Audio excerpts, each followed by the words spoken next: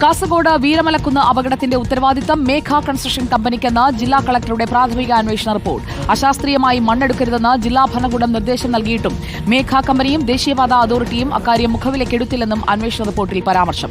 അതേസമയം മന്ത്രി മുഹമ്മദ് റിയാസിന്റെ നേതൃത്വത്തിൽ ഉന്നതതല യോഗം ഉടൻ ചേരും. മേഘ കമ്പനിയും ദേശീയപാത അതോറിറ്റിയും ജില്ലാ ഭരണകൂടത്തിന്റെ മുന്നറിയിപ്പുകൾ അവഗണിച്ചെന്നാണ് പ്രാഥമിക അന്വേഷണ റിപ്പോർട്ട്.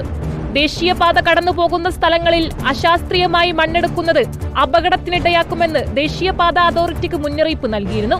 രണ്ടാം റീച്ചിലും മൂന്നാം റീച്ചിലും നിർമ്മാണ ചുമതലയുള്ള മേഘ കൺസ്ട്രക്ഷൻ കമ്പനിയെയും ഇക്കാര്യം അറിയിച്ചു.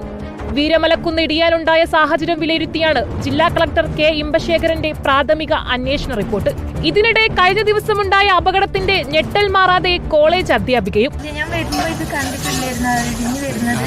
അതുകൊണ്ട് ഞാൻ സൈഡിലേക്കാണ്, പിന്നെ അപ്പൊ ബ്രേക്ക് ഇട്ട് ഓഫാക്കിയിട്ട്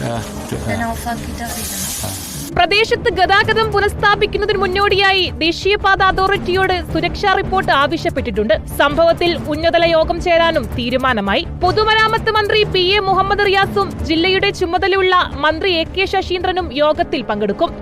ദേശീയപാത നിർമ്മാണത്തിൽ വീഴ്ച വരുത്തിയ മേഘ കമ്പനിക്കെതിരെ കർശന നടപടിയിലേക്ക് കടക്കാനാണ് നിലവിലെ തീരുമാനം. നിലവിൽ ഇരുഭാഗത്തും പിടിച്ചിട്ട ചരക്ക് വാഹനങ്ങൾ ദേശീയപാതയിലൂടെ കടത്തിവിട്ടു. റിപ്പോർട്ടർ, കാസർഗോഡ്.